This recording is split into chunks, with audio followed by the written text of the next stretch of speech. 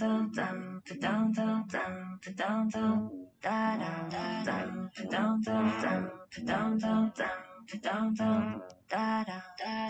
baby, got the world on a string. To live forever, you'll do anything. Pat your ex, grab the diamond ring. This is an art to do everything. Oh, oh, it's the time of our life. I like the way that you're looking at me.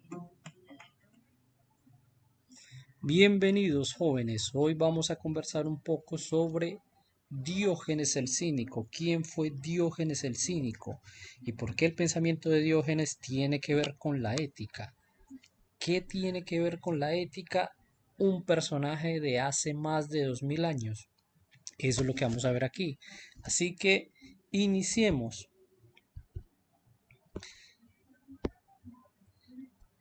Para empezar, tenemos que mirar que Diógenes fue un filósofo griego que vivió hace más de 2000 años, como decía, vivió más o menos por la época de Platón, fue contemporáneo de Platón, amigo entre comillas porque, digámoslo así, se tenían cierta bronca.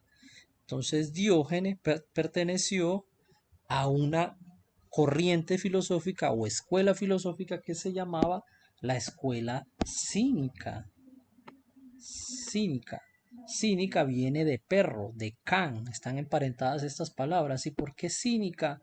Porque estos filósofos, como Diógenes, vivían de una manera muy sencilla, vivían de una manera casi que indigente. Entonces Diógenes, que fue a su vez discípulo de un señor llamado Antístenes, de este señor, y que Antístenes a su vez fue discípulo de Sócrates.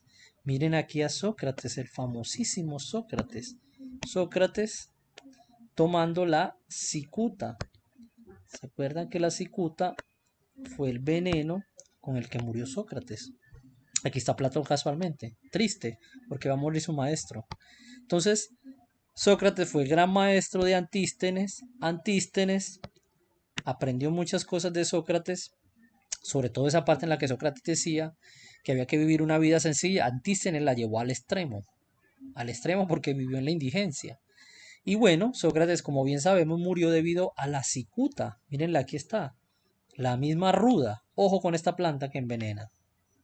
Entonces, Diógenes adopta la filosofía de Antístenes, que consiste más o menos en, mírenlo, aquí lo tenemos, vivir casi que como un vagabundo. Decir que la pobreza es una virtud. Solo tenía unas pocas pertenencias, una manta para arroparse, un zurrón, que es lo mismo que un bolso pequeño, un báculo o un bastón, y un cuenco, que era donde comía, ¿sí? Entonces vivía en una tinaja, era como el Chavo de hace 2000 y pico de años, comía junto a los perros, porque fue el modo de vida que escogió. Y criticaba a todo aquel que ostentaba muchos lujos. De Diógenes, lo más particular es que hay muchas anécdotas. Se cuentan infinidad de anécdotas de Diógenes. Miren lo que decían estos cínicos, es decir, Antístenes y él y los que consideraban que esta filosofía era la correcta. Dicen, la civilización, es decir, los seres humanos vivimos de una forma equivocada. La felicidad se consigue en las cosas sencillas y viviendo en consonancia con la naturaleza. El hombre que menos necesidades tiene es el hombre más libre y feliz. Un desprecio total por las riquezas y lo material, algo en lo que no coincidía con Platón, porque Platón vivía con mucho lujo, pero Platón fue otro discípulo de Sócrates que se fue por otra rama, por otro camino muy distinto. Entonces, tenemos que para Diógenes la vida debe ser vivida de la manera más sencilla y básica posible. Por eso, dentro de las anécdotas que se cuentan, muy famosas, está el encuentro con el famoso Alejandro Magno. Alejandro Magno, que admiraba a Diógenes sin haberlo conocido, lo fue a visitar y le dijo: Diógenes, he oído muchas cosas de ti, desprecias todos los bienes terrenos y materiales.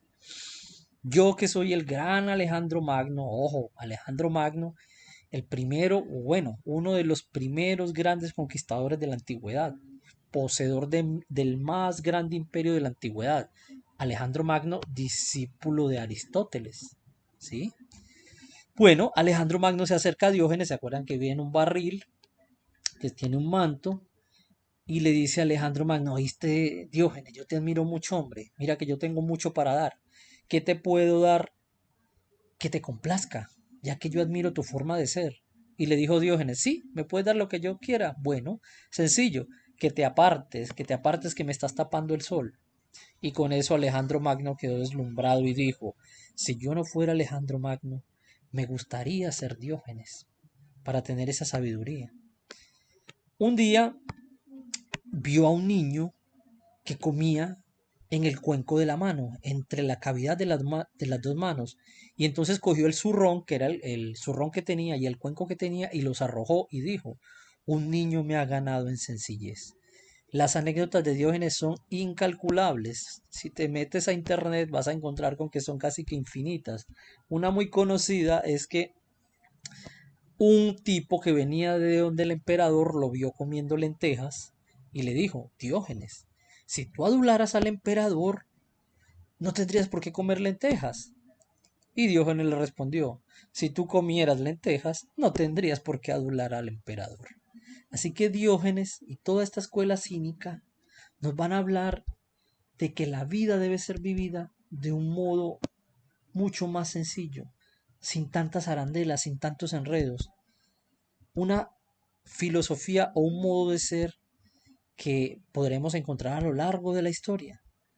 Miren, por ejemplo, si saben la historia de Robinson Crusoe, es un hombre que llega a una isla abandonada y que por medio de sus propias habilidades logra construir su modo de vida. Y Robinson Crusoe no tiene nada. Robinson Crusoe solamente tiene un amiguito.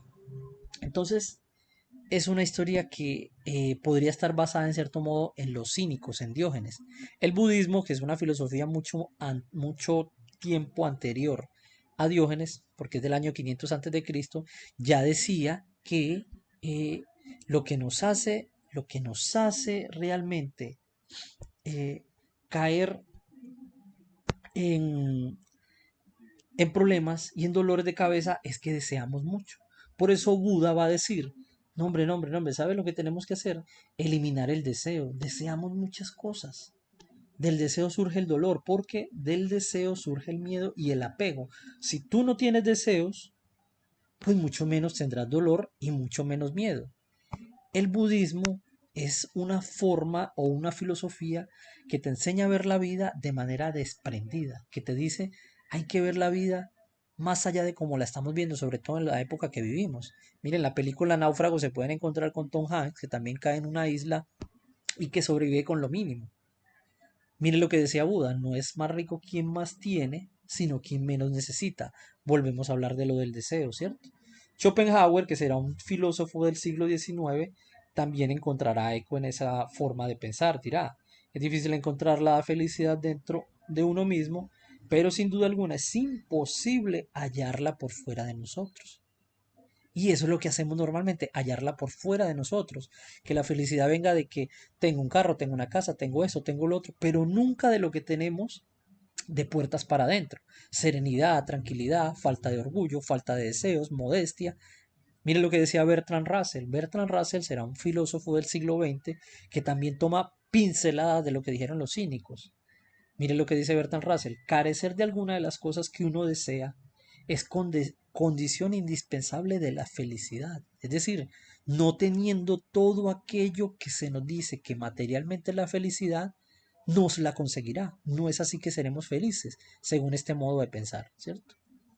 Mire lo que también dice Bertrand Russell. La preocupación por las posesiones, por tener más que ninguna otra cosa, es lo que evita que el hombre viva noble y libremente. Nos está diciendo Bertrand Russell que apegarnos a un carro, apegarnos a una casa, apegarnos a un play, apegarnos a todo este tipo de cosas, no nos deja ser feliz, porque nos convertimos en esclavos de las cosas. Si te regalan un reloj lujoso, entonces ya lo tienes que limpiar, lo tienes que cuidar, tienes que estar pendiente de que no se dañe.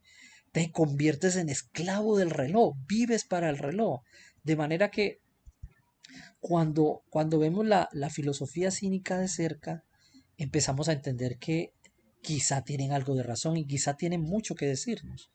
Pocas veces pensamos en lo que tenemos, pero siempre en lo que nos falta. Lo había dicho Schopenhauer, el que les mostré ahorita.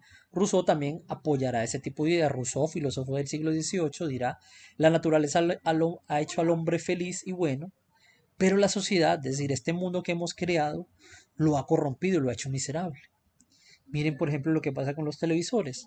Años atrás nos decían que cuando teníamos el televisor blanco y negro, los abuelos tenían el televisor blanco y negro, luego les dijeron hay que conseguirse el de color, y luego hay que conseguirse el pantalla plana, y luego hay que conseguirse el pantalla plana más grande, y así hasta el infinito.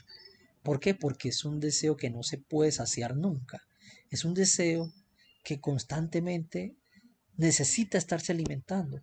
Ese deseo me hace acordar a mí, aquí se los voy a poner, de un mito griego para que lo busquen, el tonel de las Danaides, pues para el que quiera curiosear, el tonel de las Danaides. Las Danaides fueron unas hermanas que fueron condenadas. ¿Se acuerdan que en la mitología griega pasa mucho eso, no? Metes la pata y los dioses te condenan. Ellas fueron condenadas a llenar un tonel, un tanque que jamás se llena. Y ese castigo lo tienen las hermanas Danaide por toda la eternidad. Y así es el deseo del ser humano. Estamos llenando un tonel, un tanque que jamás se llena. Que constantemente estamos échele y échele y échele cosas. Y parece que no va a tener fin. Porque la publicidad nos ha dicho que tenemos que conseguir esto, que tenemos que conseguir aquello, que necesitamos un carro, que necesitamos lujos, que necesitamos una cosa, que necesitamos otra. ¿Y cuándo se acaba eso, muchachos? ¿Cuándo es el fin de eso? ¿Cuándo podemos pensar y vivir tranquilos que no necesitamos tanta cosa? Entonces, necesidades serían aquellas cosas que tienen que ver con la supervivencia de nosotros, hogar, comida, ropa.